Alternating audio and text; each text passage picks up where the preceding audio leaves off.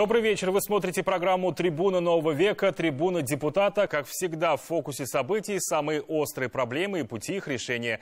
Мнения, дискуссии, предложения – все это сегодня в большой студии ТНВ при участии наших уважаемых экспертов.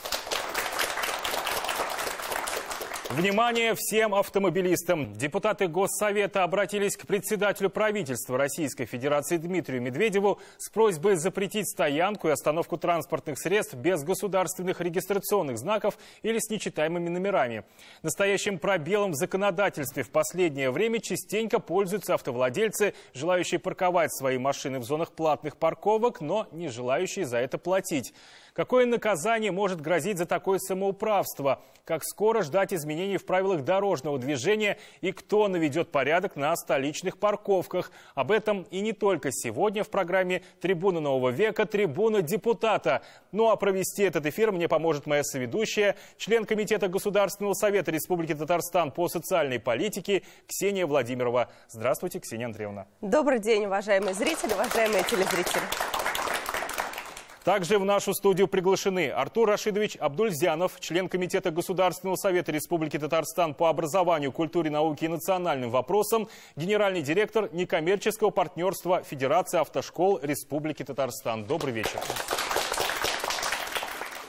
Дамир Равильевич Бекмухаметов, заместитель начальника управления, начальник отдела технического надзора и регистрационно-экзаменационной работы УГИБДД МВД по Республике Татарстан. Добрый вечер. Марат Нагимович Хисамуддинов, заместитель председателя комитета по транспорту города Казани. Здравствуйте. Сергей Николаевич Абрамов, координатор программы развития Татарской республиканской организации Всероссийского общества инвалидов. Добрый вечер. Руслан Баянов, член региональной федерации автовладельцев России по Республике Татарстан. Добрый вечер. Ксения Андреевна, по данным Комитета Госсовета по законности и правопорядку, ежедневно парковку в Казани не оплачивает порядка 10% водителей. Если в цифрах, то это примерно 350 автомобилей или 350 машиномест. А чем руководствовались депутаты, принимая обращение в адрес председателя правительства Российской Федерации? Исключить понятие «упущенная выгода», либо, по вашему мнению, количество неплательщиков уже достигло какой-то критической отметки? Спасибо большое. Действительно, тема, на которую мы сегодня будем говорить с экспертами, со зрителями, в студии назрела не сегодня. На данную тему мы говорили уже давно и с коллегами, и с представителями общественности, что данный вопрос по всей стране, я хочу подчеркнуть, что этот вопрос не только города Казани или Республики Татарстан, что с данной проблемой сталкиваются во всех абсолютно крупных городах по всей стране. Действительно, нерадивые плательщики, которые приезжают и оставляют свои автомобили на муниципальных парковках и, естественно, не хотят платить, часть из них, это 10% по тем данным, которые сегодня мы имеем, они, безусловно, нарушают. Но на сегодняшний день законодательством не предусмотрено эвакуация или какие-либо меры по отношению к данным автовладельцам. И здесь встает вопрос обращения граждан к нам как к депутатам. Почему? Если родители приехали и привезли своего ребенка в школу, в детский сад, или просто решили отдохнуть и провести выходные в центре города, они подъезжают и понимают, что мест на парковке нет, им их просто не хватило. Что же делать? Но при этом стоят автомобили, которые прикрывают свои номера. Кто листочком, кто заклеивает грязью, зимой это снег. Каждый из нас с этой ситуацией сталкивался и видел такие автомобили. И вот здесь уже вопрос к нам, как к депутатам, что же делать. Мы понимаем, что это органы федерального законодательства, и здесь мы обратились к председателю партии «Единая Россия», к председателю правительства Дмитрию Анатольевичу Медведеву с просьбой поддержать данную законодательную инициативу. И я очень надеюсь, что в ближайшее время абсолютно все регионы по всей стране поддержат нашу инициативу, и уже через депутатский корпус Государственной Думы депутатов от Татарстана данная инициатива будет доведена до Государственной Думы. Итак, на сегодняшний день ответственности за парковку без номеров правилами дорожного движения не предусмотрено. Единственное наказание, которое грозит любителям бесплатной стоянки – штраф за неуплату, но выписать его владельцу, так скажем, неопознанного автомобиля не представляется возможным. Кто же прав, а кто виноват в этой истории? Спросим у казанских водителей. Скажите, пожалуйста, вы снимаете номер со своего автомобиля. Почему так происходит и для чего вы это делаете? Ну, потому что парковочных мест бесплатных вообще нет. А если я буду каждый день платить по 300-400 рублей за парковку, мне все занятия в центре, мне каждый день надо быть здесь. Я плачу налоги, бензин, и так денег у студентов нет. У меня стипендия 850 рублей. Никак на эту стипендию парковку оплачивать. Если на это место захочет припарковаться человек, который приедет сюда с семьей, с ребенком и не найдет свободного места, что ему делать? Это справедливо или нет? Ну, у каждого свое мнение. Я тоже считаю, что это несправедливо, но выбора никакого у меня нет. Это неправильно. Это еще раз нам показывает недисциплинированность человека, не законолюбие. То есть это проблема нашей общей культуры, вы считаете? Общая культура, да, это не культурно. Мы же должны, вот мы говорим, вот за границей. Люди там закон соблюдают, поэтому легче живется, легче ездится и так далее. Вот в Германии возьмите, там соблюдается на основном вот эти правила лучше, чем у нас там 10-15 раз. А у нас, видите, даже здесь умудряется наглость, это я считаю. У нас есть перемена 10 минут. Вот за эти 10 минут нам нужно успеть с 7-го здания спуститься на 5-е здание и найти еще парковку.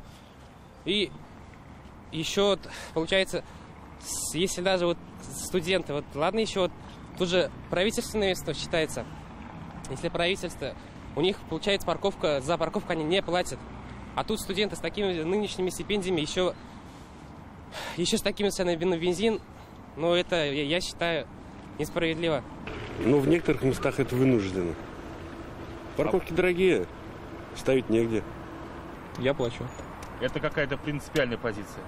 Ну, не совсем. Ну, закон есть закон, надо платить. Сколько примерно в месяц у вас уходит на парковку, если не секрет? Ну, не часто, 800 рублей от силы, если центр ей. Ну, в центре не чаще стараюсь. Плачу, вот, в концертный зал иду, если в театр Камала, филармония. Иду, там оплачиваю парковку, где положено место.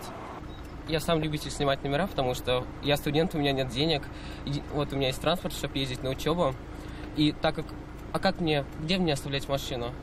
Машину оставлять негде. Тем более сейчас недавно цены подняли везде в парковках. Вот что делать нам? А пешком, что ли, ходить, если автобусы также стоят дорого? Марат Нагимович, и вопрос сразу к вам. Когда депутаты поддерживали данную инициативу, одним из убедительных факторов, которые были озвучены по поддержанию данной инициативы, это увеличение пропускной способности. Расскажите нам, пожалуйста, подробнее, проводилось ли данное исследование в городе Казани и что дало это исследование? Да, конечно. Такие исследования проводились, и перед вводом муниципального платного парковочного пространства в 2014 году были приглашены специалисты, был подключен научно-исследовательский институт, который разрабатывал комплексную схему организации дорожного движения города Казани. На тот момент мы были в передовиках в плане того, что данный документ был только у небольшого количества городов. Казань в этом плане шагнула далеко вперед. И этими специалистами было проанализировано полностью транспортное движение города Казани. Были проведены социальные опросы, социологические опросы и автовладельцев, и пешеходов, без разделения там, по категориям. Была построена транспортная модель. По результатам этой работы были предложены ряд мероприятий по улучшению дорожно-транспортной ситуации. И это было одним из условий, которые мы ставили разработчикам, чтобы город при той автомобилизации, которая на тот момент была, а я напомню, у нас одна из высоких автомобилизаций в городе после Москвы и Санкт-Петербурга, и эти рекомендации нам дали, что необходимо в том числе организовывать платное парковочное пространство. И эта мера как раз стимулирующая спрос, чтобы те, кому автомобилистам не нужно так срочно ехать в центр, выбирали другие маршруты. Либо приезжали на общественном транспорте, либо кооперировались, не ездили один человек на одном автомобиле. То есть это специальная мера для того, чтобы разгрузить загруженный центр города? Да, да, совершенно верно. Там были не только организация парковочного пространства, там была полностью настройка светофоров, внедрение адаптивной системы управления дорожным движением, отмена левых поворотов, ограничение скоростного режима, где-то уширение, строительство новых дорог, дополнительных пешеходных переходов разноуровневых, и в том числе как комплексная мера. Мер получается. Да, совершенно верно. Дамир Равильевич, наверняка похожая ситуация существует и в других городах России. Как с ней борются местные власти, в том числе и сотрудники полиции? Ну, согласно в части 1 статьи 27.13 Кодекса Российской Федерации административных правонарушений перечислены основания, по которым осуществляется задержание транспортных средств с перемещением другим транспортным средством на специализированную стоянку. И пока данное нарушение не включено, так скажем, в санкции в данную статью. И поэтому госавтоинспекция не имеет оснований, чтобы вот как в других городах, как вы говорили, там, в городе Москве, чтобы эвакуировать их, пока у нас нет оснований. Но вот сейчас законодательная инициатива есть. Я думаю, что когда будет внесено изменение, госавтоинспекция будет уже работать по данному виду нарушений. Еще такой вопрос. Может быть, существует какая-то статистика? Мы понимаем, что еще несколько лет назад, лет 5-10 назад, абсолютно все машины перерегистрировались в ГАИ. То есть каждый человек, который приобрел новый автомобиль, был вынужден ехать туда, и в свое время это были и очереди, то сейчас приезжаем в автосалон, и, в принципе, номера мы можем получить сразу на месте после покупки автомобиля, буквально в течение 2-3 часов, получив все на месте, оформив все на месте. Вот как вы считаете, эта мера, она все-таки способствует тому, что номера мы получаем практически сразу после покупки автомобиля? Я хочу сказать, что государственные регистрационные знаки выдают, регистрируют транспортные средства и тем самым допускает его к участию в дорожном движении именно сотрудники госавтоинспекции. Неважно, где расположен пункт регистрационный. Да, действительно, сейчас созданы все условия для того, чтобы граждане могли удобно, значит, в определенное время, которое им удобно, время, день, подразделения могут выбрать, да, прибыть для того, чтобы зарегистрировать автомобиль. Мы все знаем, что через сайт госуслуги.ру можно записаться, плюс, оплатив через данный сайт, можно получить 30% скидку. Человек приходит, в течение часа получает данную государственную услугу. Это очень удобно, и это способствует, чтобы у нас, в принципе, номеров автомобилей, которые управляют без государственных регзнаков, стало меньше. Но и госавтоинспекция обращается ко всем водителям. Небезопасно ездить без государственных регзнаков, потому что ваш автомобиль становится объектом внимания незаконнопослушных граждан. И такой автомобиль, он, так скажем, подвержен, его могут угнать. А отследить, куда этот автомобиль ушел, очень трудно. Государственных регзнаков нет, и система фиксации, так скажем, не фиксирует данный автомобиль. С другой стороны, есть некоторые граждане, которые ждут, пока у них там 10 дней не пройдет и так далее. Да? А это же дополнительный повод, чтобы ваш автомобиль остановили и проверили сотрудники госавтоинспекции.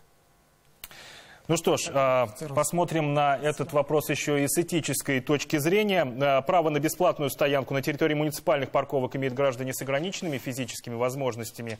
Сергей Николаевич, пожалуйста, возьмите микрофон. Но могут ли они в полной мере воспользоваться своим правом, если вот видим, да, люди оставляют свои автомобили без номеров и могут парковаться в течение долгого промежутка времени? Сталкивались ли вы с такой проблемой, когда действительно парковочных мест не хватало? Да, действительно, такие проблемы есть. С этим надо согласиться. Парковочных мест действительно не всегда хватает. Но сейчас проблема еще в том, что с 1 ноября, если я не ошибаюсь, отменен реестр, в который внесены были вот автомобили людей с ограниченными возможностями. То есть, если раньше в законную силу, по-моему, если я не ошибаюсь, это постановление вступило, вот как раз с 1 ноября, да. То есть, если раньше человек с ограниченными возможностями мог спокойно припарковать свой автомобиль на стоянке муниципальной, то сейчас, если вдруг не хватает места, и человек ставит автомобиль свой просто на стоянку без знака, да, понимаете, то в этом случае сразу налагается штраф. То есть человек с ограниченными возможностями, инвалид, запарковался где-то на стоянке, А потом приходят штрафы, они уже начали приходить за декабрь. Сейчас приходят штрафы, по-моему, до 15 декабря. Недавно в нашей организации состоялся круглый стол по этому вопросу. Проблемы есть, жалобы поступают от родителей детей-инвалидов, потому что привезли ребенка, например, к учебному заведению, оставили автомобиль, пошли, проводили там в здании и так далее, выходят, уезжают, потом приходят штрафы. То есть пока был реестр, таких проблем не было. То есть нам, видимо, вот на уровне опять, ну, наверное, и Государственного совета придется эту проблему снова ставить, потому что, ну, без реестра получается, что... Ну, безусловно, это действительно очень серьезная проблема, и очень много дискуссий было по данной проблеме, и все началось точно так же с крупных городов, когда в буквальном смысле здесь нечего скрывать. Владельцы автомобилей, которые не относятся к группе инвалидов и не относятся к группе людей, которые перевозят инвалидов, начинали каким-то образом получать данное разрешение и входить в данный реестр, тем самым точно так же уходив от оплаты. Я уверена, что в ближайшее время мы на уровне Государственного совета, на уровне общественных организаций данную тему обязательно поднимем и более детально будем ее рассматривать. Сергей Николаевич, у меня к вам еще один вопрос, если можно. А как вот вы считаете, на сегодняшний день какая мера административного наказания для таких нерадивых автовладельцев является разумной? Может быть, вы знаете какой-то опыт зарубежных стран, как там с этим борются? Ну, вы знаете, сложно сказать, почему, например, в Германии или в Финляндии таких проблем не существует. Мы сейчас будем говорить о нашей общей культуре. Что мера штрафа, какая бы она ни была, там 2500, 5000, наверное, все-таки проблему не решит. Но если говорить о других участниках дорожного движения, видите ли вы в их поведении какое-то понимание, когда они видят машину со специальным знаком? Ну, вы знаете, желание уступить, может быть, помочь? Я думаю, что в последнее время больше все-таки здесь положительная динамика, если можно так выразиться. Люди относятся с пониманием. Да. Все-таки, скорее всего, это какая-то общая работа совместно с государственными структурами, да, конечно, и с общественными организациями на пропаганду терпимости и понимания. Все-таки все зависит, видимо, от личности водителя и из личного опыта. И вообще, надо сказать, что все-таки проблема сдвигается, если говорить о том, в положительном смысле. Программа «Доступность среды», я уверена, что становится с каждым годом все доступнее и доступнее. Спасибо большое, Сергей Николаевич. Марат Нагимович, возможно, еще одна из действенных мер, говорю возможно, потому что, это будет мое предложение, организовывать парковки там, где сейчас стоят запрещающие знаки, возможно, их увеличение позволит каким-то образом действительно сделать и городскую среду более комфортной для нас. Да, по этому пути мы тоже идем. Как я уже говорил, комплексные схемы организации дорожного движения были предусмотрены, в том числе организация муниципальных парковок на тех участках, где был ранее запрет. И нам некоторые автомобилисты это ставили в укор, что раньше был запрещающий знак, а теперь поставили парковку и, соответственно, взимают просто деньги. Здесь нельзя с этим согласиться, потому что эти парковки научно, во-первых, обоснованы, во-вторых, они не угрожают безопасности. Участки выбираются, не угрожающие безопасности дорожного движения, не создающие заторовых ситуаций. И там, где есть реально востребованность, где есть зоны притяжения, торговые центры, социальные объекты, но парковочных мест в центральной части, как мы знаем, не хватает. И когда проводилось исследование по наличию парковочных мест в центральной части, выяснилось как раз вот этими специалистами нашими, что потребность ежедневная в парковке составляет 70 тысяч автомобилей в день. Получается, а парковочных мест на тот момент без организации наших муниципальных парковок было 12,5 тысяч машиномест. Таким образом, это организованные парковки, приобъектные, дворовые парковки, уже построенные многоуровневые паркинги. Соответственно, всех удовлетворить не было никакой возможности. И поэтому мы сами являлись свидетелями, что люди стояли и на тротуарах, и вторым рядом. Таким образом, это то же самое было нарушение, но... Вынужденное нарушение, будем так говорить. Но сейчас как-то ситуация меняется? Соотношение меняется? Сейчас ситуация двоякая. Начнем с того, что с вводом парковочного пространства ситуация кардинально изменилась. Мы сами свидетели, я думаю, никто не будет спорить. Казань поехала. И все города, крупные миллионники, приезжали изучать наш опыт, каким образом вы добились такого результата, что Казань не стоит в пробках. И надо сказать, что Москва... при ликвидации пробок шла в том числе и по Казанскому пути.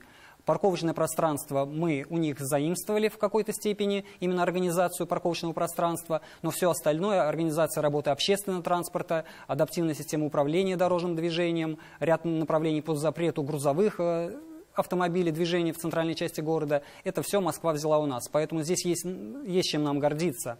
И когда были предложены вот эти вот мероприятия по организации парковочного пространства, Казань поехала, но сейчас, вот то, что я сказал, двоякая ситуация, сейчас автомобилисты, вот эти нерадивые, которые пользуются вот этим пробелом в законодательстве, они и создают вот опять этот ненужный трафик. Люди готовы заплатить, они готовы на короткий промежуток. Мне нужно на 15 минут заехать в центр, высадить садить или подождать, таксисты те же самые, подождать клиента, встречи организовать. Ну, в течение часа это достаточно удобно, 50 рублей не бьет по кошельку. Но места заняты теми, которым... может быть, и не нужно. Он приезжает утром и уезжает вечером.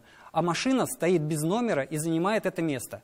Мы проводили анализ, и это реально подтвержденное, что у нас оборачиваемость парковочных мест на первом этапе организации парковочного пространства в 4 раза увеличилась. Получается, если раньше у нас парковалось 5000 машиномест, то уже за тот промежуток времени, который эти машины парковались, сменяя друг друга, 20 тысяч машин сменяли друг друга. И все были довольны. Те, кому не надо, у кого не было денег, вот как в сюжете было продемонстрировано, студенты. Студенты, общественный транспорт. Ходят пешком. Или ходят пешком с общежития, либо общественный транспорт. Общественный транспорт – это отдельная как бы... Тема для отдельной передачи, да, и об этом говорить можно долго. Естественно, всех автомобилистов волнует вопрос, что парковочные зоны платной парковки будут распространяться и далее по другим районам города. В ближайшее время где их нужно ожидать?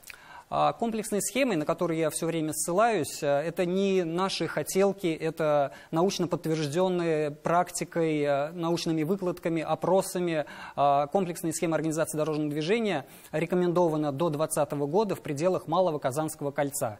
И в случае, если будет подтверждена правильность выбранных вариантов решения проблемы борьбы с пробками, то в дальнейшем расширение в пределах уже Большого Казанского кольца. Поэтому сейчас у нас порядка 3500 машиномест в центральной части в пределах Малого Казанского кольца. В этом году мы планируем в пределах, опять же, Малого Казанского кольца донасытить эту зону до 5000 машиномест и в дальнейшем уже идти, расширяясь в пределах Большого Казанского кольца и до 30 тысяч машиномест. Потому что емкость нашего оборудования позволяет обслуживать одновременно без ущерба до 30 тысяч машиномест. Опять-таки, наверное, можно говорить о том, что парковки эти будут обслуживаться, чиститься, то есть это будет комфортная среда. Да, да, конечно. Где, на каком портале, на каком сайте любой желающий, который собирается выехать со своей семьей, куда-то прогуляться, где можно посмотреть, где поставить свой автомобиль законно, не нарушая, и сколько за это он заплатит? Например, оставив свой автомобиль на 2 часа. Существует ли сейчас такой портал? Есть портал, да, паркинг КЗН. Можно, прежде чем отправляться куда-либо, посмотреть на этом сайте. В дальнейшем при подъезде на саму парковку, каждая парковка оборудована информационными щитами. И, соответственно, там есть и пошаговая инструкция, как можно оплатить, сколько стоит. Но, опять же, есть этот недостаток. Вот те автомобили, которые снимают номера, они в нашу систему не попадают. И поэтому на паркинг КЗН на сайте может отображаться не совсем корректная информация.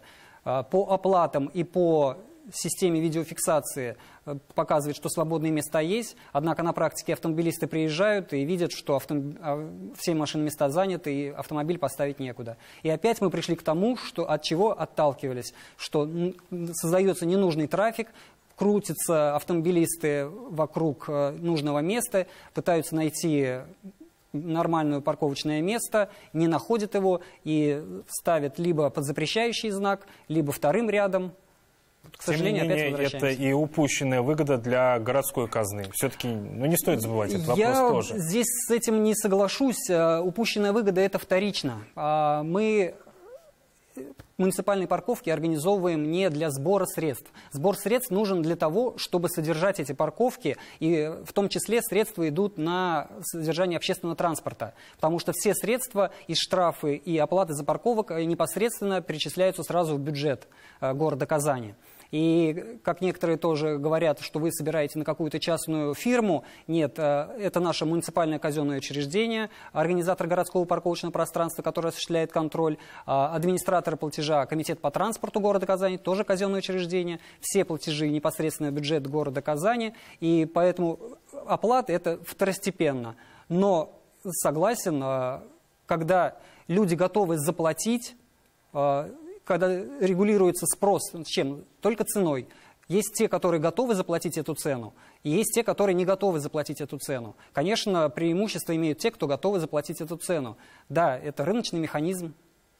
Спасибо. Спасибо большое за ваш ответ. Мне кажется, он очень емкий ответ, и каждый, кто посмотрит нашу передачу, уже будет больше понимать об организации этой парковочной системы. И здесь сразу вопрос к вам, Руслан Эльдарович, как к человеку, который представляет автовладельцев здесь, в Республике Татарстан.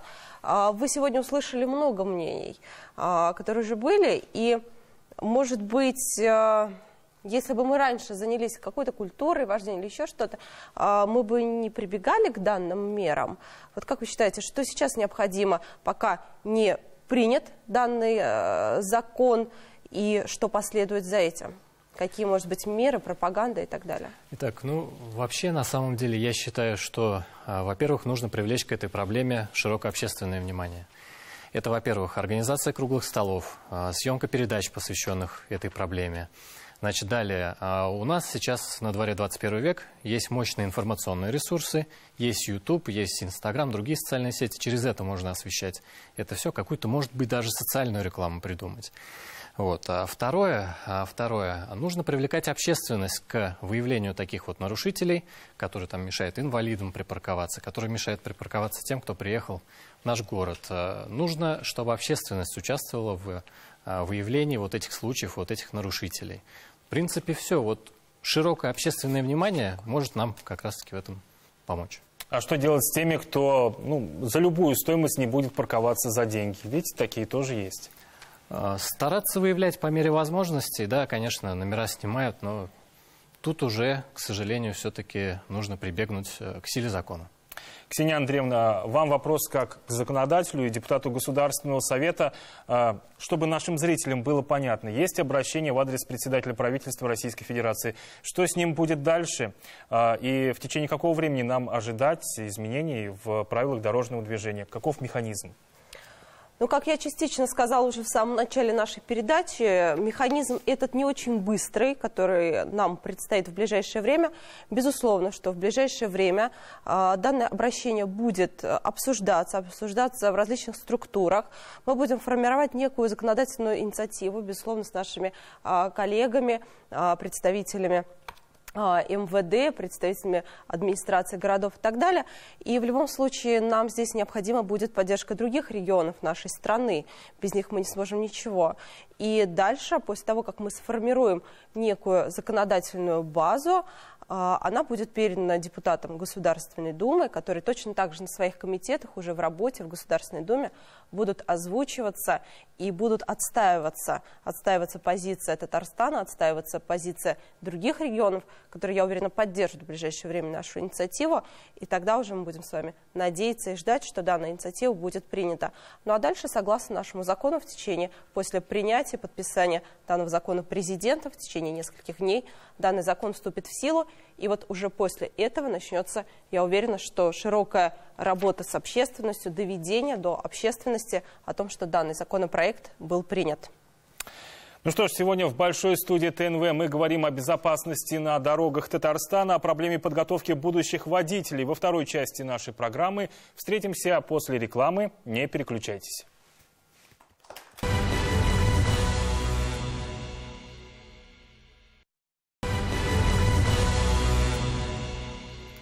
И вновь я приветствую всех зрителей нашего телеканала. Вы смотрите программу «Трибуна нового века», «Трибуна депутаты». И сегодня мы говорим о безопасности на дорогах Татарстана. Еще одна очень важная тема – это подготовка молодых водителей. Артур Рашидович, здесь вопрос, безусловно, к вам. Много мы сегодня уже сказали о предстоящей законодательной инициативе.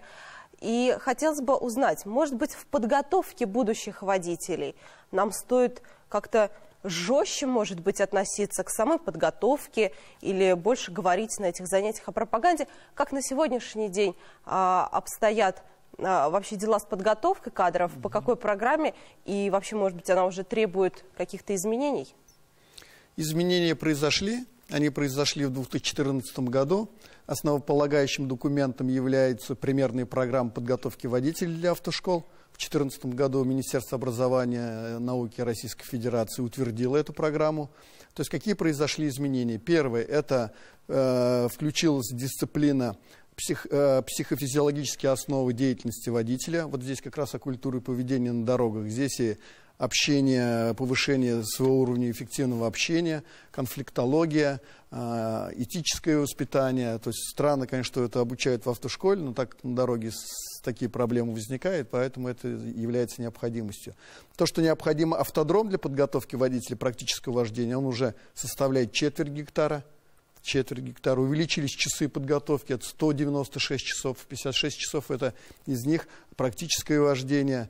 Вот изменения есть, наделены большими полномочиями сотрудники ГИБДД, которые дают заключение автошколе на основании существующей материально-технической базы, подготовки преподавателей. То есть, но и существуют, конечно, проблемы, потому что на сегодняшний день это обучение 4,5 месяца уже практически, вместо 3, которые были. И существуют проблемы, что все-таки эту нишу занимают некие предпринимательские организации. Для них основа – это, конечно, бизнес, снижение себестоимости, повышение прибыли. Поэтому была просчитана цена, она варьируется в пределах 26 тысяч. Если цена ниже, то есть экономически обосновано, что эта школа является некой серой школой. То есть они не докатывают часы по подготовке водителей практических занятий, у них меньше теории. То есть они, соответственно, снижают за счет экономии амортизации автомобиля, ГСМ. То есть я вот обращаюсь, конечно, к тем будущим водителям, которые все-таки хотят обучаться в автошколах. Конечно, нужно посмотреть, какая автошкола. Но если у них они предлагают цены ниже 26, конечно, нужно посмотреть учебные планы, их, которые уже утверждены в ГИБДД. И на основе этого просматривать, все ли они дают часы, дают ли они практическую езду в полном объеме, дают ли они те знания в временном факторе, которые связаны с теорией. Здесь вот очень важно, потому что, как говорится, он купил автомобиль, купил сертификат на обучение, а знания и навык вождения по дорогам безопасно не купил, не может купить. Он, может, мух считает, сидит там в автошколе, понимаете? Поэтому здесь не важно отучиться, важно же сдать экзамен. И вот если это автошкола, процент сдачи первого теоретического экзамена с первого захода у нас это составляет 80%, это высокий показатель по сравнению с другими регионами Российской Федерации, то это считается таким серьезным показателем. А из школы эти показатели занижены, ну понятно, то есть вот нужно больше смотреть на статистику этих автошкол. Поэтому я считаю, что здесь, как сказал наш классик, когда я стал водителем, я стал более осторожно переходить пешеходный переход. понимая, что кто ездит за рулем. Вот здесь, конечно, нужно, я вот рекомендую будущим водителям все-таки присмотреться, потому что на сегодняшний день у нас количество автомобилей на 1000 человек практически 300 автомобилей. То есть у нас половина семей у нас имеет автомобиль. Но из них, из семей, 0,5% имеют 4 автомобиля. Странно вообще, хотя это может быть мотоблоки и скутеры, но я не знаю. Но тем не менее, в общем-то, вот видимо, такой показатель это еще будет расти в перспективе. Да, я думаю, все-таки мы надеемся на это, конечно, при реализации национальных проектов Владимира Владимировича. Я думаю, этот показатель будет расти. И я думаю, все-таки вот здесь нужно внимательно отнестись к тому, какая авто. Есть, конечно, серьезная автошкола, которая следует всем правилам, нормы, и их большинство, и это радует, безусловно. Где посмотреть? Сейчас телезрители, я уверена, задались вопросом, где посмотреть, как узнать. Первое, это можно посмотреть рейтинг автошкол на сайте Федерации автошкол. И второе, как я уже сказал, это посмотреть непосредственно выполнение учебного плана непосредственно руководством автошколы. Вот. То есть это должны предоставить абсолютно любому, придя в автошколу. Совершенно спокойно ты можешь попросить данный документ, и тебе должны его показать. Он утвержден сотрудниками ГИБДД и согласован с Министерством образования Республиканского регионального отделения. Хотел предложить свою инициативу, ввести новую дисциплину терпимость на дорогах, но я так понимаю, что такая дисциплина уже существует. Ну, согласен, терпимость и нетерпимость существует. Тут терпимость и культура – это разные понятия, потому что все-таки, если все-таки терпеть то, что, когда нарушает правила дорожного движения, терпеть то, что занимает места для инвалидов, терпеть то, что снимает номера, и чтобы не платить за стоянку, ну, это, конечно, терпимость, может, некая толерантность, но от этого нет пользы вообще обществу. Если исходить из того, что у нас, только в нашей стране, водитель, соблюдающий все правила дорожного движения, может быть обруган, обхаян другим водителям. То есть это вообще нонсенс. Такое, к сожалению, да, к сожалению, бывает. Такое есть. Вот это культура. Такое Поэтому культуру нужно все-таки прививать вот с детства. То есть дети же обращают внимание. Мы, многие водители, они видят, как папа ведет, как мама ведет, как они ведут себя за рулем, как они соблюдают правила движения. И еще дальше углубиться в детсады и в школы. И сделать какой-то предмет, может, внедисциплинарно, во внеурочной культуре и безопасность дорожного движения. Хотя наша ГИБДД очень большую работу здесь проводится, раздаются бесплатно светоотражающие элементы, проводятся, я знаю, занятия в школах, но нужно усиливать это, потому что обучить человека культуру поведения на дорогах, будущий водитель в автошколе за 4 месяца, но он сформирован. Ему, извините, 50 лет, что мы из него будем там создавать? Он уже сформировался, но нужно хотя бы внести то зерно и объяснять, что вот эта культура, прежде всего, безопасность и пешеходов, его самого, и других водителей. Вот с осознанием этого чувства, наверное, что-то проснется у него. Спасибо огромное. Да, Дамир Равильевич, и вопрос здесь сразу к вам. И вот мы получили молодых водителей. Я называю слово «молодой» вне зависимости от возраста. Сколько возраст водителя, он все равно молодой, он только закончил автошколу. Существует ли какая-то статистика, какие правила дорожного движения они нарушают чаще всего? Помимо снятия государственных регистрационных знаков. Значит, если взять статистику 2018 года, по вине водителей со стажем до 2 лет произошло 303 дорожно-транспортных происшествий, в которых 17 человек погибли, и 421 получил травмы. То есть это рост... из скольки, нам, чтобы понимать в процентном соотношении, из скольки всего ДТП? 300... Более 5000 всего. Но эта статистика ведется отдельно. То есть это очень большая цифра. Рост ДТП составил на 34 дорожно-транспортных происшествий по сравнению с аналогичным периодом прошлого года.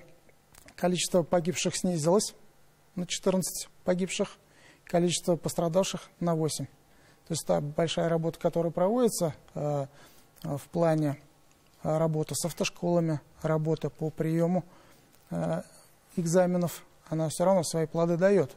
И качество обучения, оно повышается. Но дорожно-транспортные происшествия происходят. Если я приведу пример прошлого года, 15 июля в Бувинском районе водитель автомобиля ВАЗ 9 модели выехал на запрещающий сигнал светофора на железнодорожном переезде перед близ идущим железнодорожным составом, произошло столкновение, в результате водителя и 4 пассажира погибли. Стаж данного водителя был 6 месяцев. Это привело к трагедии, его нарушению правил дорожного движения. То есть какая-то... Можно ли утверждать, что молодые водители, которые недавно получили водительское удостоверение, может быть, лихачат чаще, более самоуверенные на дорогах, может быть, более рискованно себя ведут? Я хочу сказать, что опыта еще нет.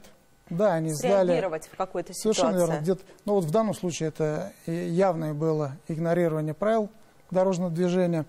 Но приведу вот совсем недавний пример. 15 февраля 2019 года в Алексеевском районе водитель автомобиля ВАЗ, девушка 2000 года рождения, в условиях, так скажем, метеорологически не совсем благоприятных, совершенно верно, не выбрала скорость, обеспечить безопасность дорожного движения, выехала на полосу встречного движения и произошло столкновение с автомобилем КАМАЗ. В результате и сама эта девушка, и еще 3 пассажирки погибли на месте дорожно-транспортного происшествия. Стаж вождения 10 месяцев. И мы можем сказать, что, конечно, для молодого водителя изменение погодных условий, все это влияет. То есть опыт – это большое дело. Водитель и должен шишки набить, как говорится, прежде чем он становится профессионалом. И поэтому и существует статистика учета до 2 лет. Каждое ДТП такое, оно учитывается, оно анализируется нами. Каждый ДТП мы разбираем. То есть кто обучал, кто преподавал теорию, кто преподавал практику, кто принимал экзамен. Значит, вся информация, в какой в школе обучались, это понятно, да? То есть вся эта информация потом направляется в Министерство образования. Для чего? Для того, чтобы в дальнейшем все эти автошколы, в которых выпускники допускают такие дорожно-транспортные происшествия, значит, в первую очередь в отношении них проводились плановые, неплановые проверки на предмет качества обучения. Если говорить о деятельности автошкол, наверняка ведь вы тоже следите за тем, какие нарушения выявляются в этой сфере. Что здесь можно сказать? Значит, по автошколам, как уже Артур Рашидович говорил, госавтоинспекция, значит, выдает заключение автошколам, да, но этому предшествует проверка материально-технической базы. Мы проверяем преподавательский состав, мы проверяем, так скажем, транспорт, наличие там и технического осмотра, чтобы страховки были, там, имеют ли преподаватели педагогическое образование, водители, инструкторы не лишались ли права управления на протяжении там 5 лет. То есть все эти требования проверяются, и только после такой проверки выдается заключение. Спасибо, Артур Рашидович. Вот сразу вопрос к вам, потому что частично уже поговорили о педагогическом составе. Какие требования на сегодняшний день, более объемные, если можно, к педагогическому составу, которые преподают в автошколах, каким образом они получают лицензию и как часто они эту лицензию могут подтвердить, если это необходимо?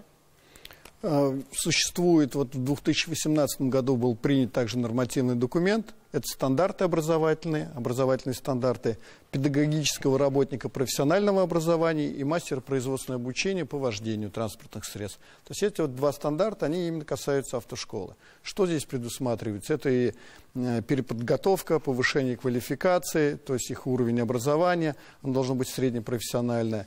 У мастеров производственного обучения им необходимо, чтобы у них стаж был не менее 3 лет, и лишение прав последнее должно быть не позднее 5 лет. Хотя странно, если когда-то лишался он прав, почему ему... Да, вот это для нас было очень такое парадоксом, но он был лишен прав 5, да хоть 10 лет, хоть 20 лет назад. Его уже нельзя допускать к обучению, потому что, значит, он нарушил какие-то правила, создал опасную ситуацию. Вот с этими стандартами происходит и выдача заключений, о чем сказал и представитель ГИБДД. Но мы понимаем, что существует и номинальная сторона, вроде они пройдут, а качество обучения-то от этого не повысится. Что нужно? Нужно аттестовать преподавателей, потому что государственная аттестация существует в техникум, в высших учебных заведениях, там, в среднеспециальных заведениях у учителей, а у преподавателей автошкол не существует. Поэтому на сегодняшний день этого нет. Поэтому эта проблема, ее вот нужно решать именно государственной аттестацией преподавателей, которые преподают именно основу безопасности дорожного движения. Когда мы эту проблему решим, мы снимем вот эту напряженность, потому что автошколы, ну, это такое всегда по остаточному принципу образования, да, хотя незнание там, знание о пестике, тычинке не ведет за собой какую-то опасность. Да. Движения написаны кровью, так всегда выражается Рифкат Нургалиевич. Поэтому здесь вот нужно, наверное, тоже как-то на законодательном уровне подумать вот, решение этого вопроса. Мы снимем ту напряженность, но все мы люди и понимаем, что, конечно, есть сложности, и их нужно решать.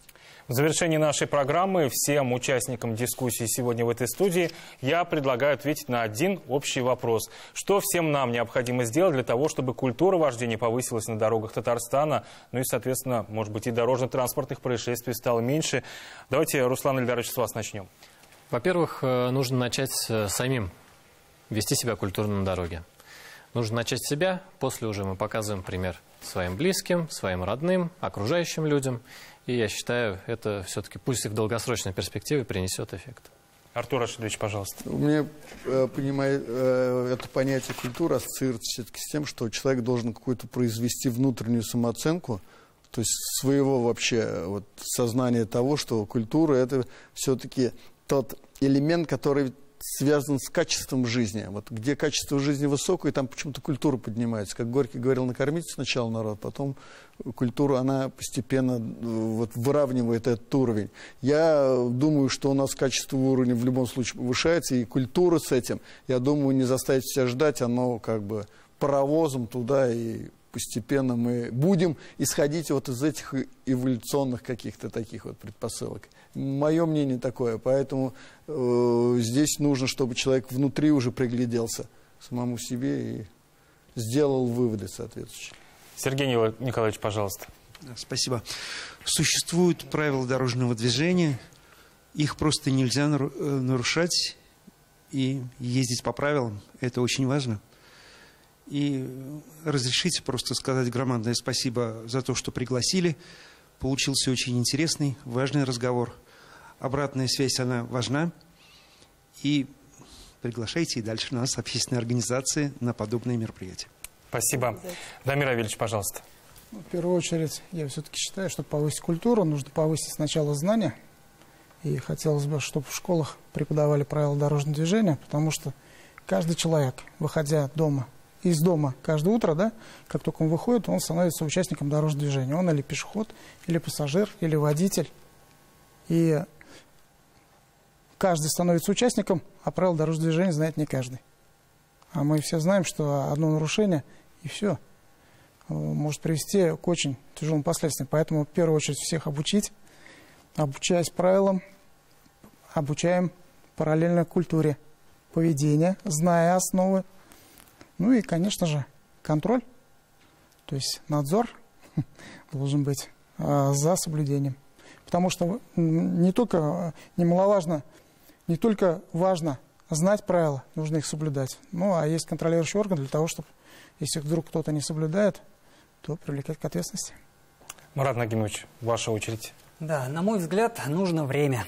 В первую очередь, время это нужно для того, чтобы у нас поменялся менталитет, чтобы люди перестали воспринимать автомобиль как абсолютное благо, и что все вокруг для его личного автомобиля должны какие-то льготы предоставлять, парковочное место предоставлять. Власти должны предоставить дорожную сеть. Соответственно, личный автомобиль – это дополнительная нагрузка на эту улично-дорожную сеть. Есть общественный транспорт.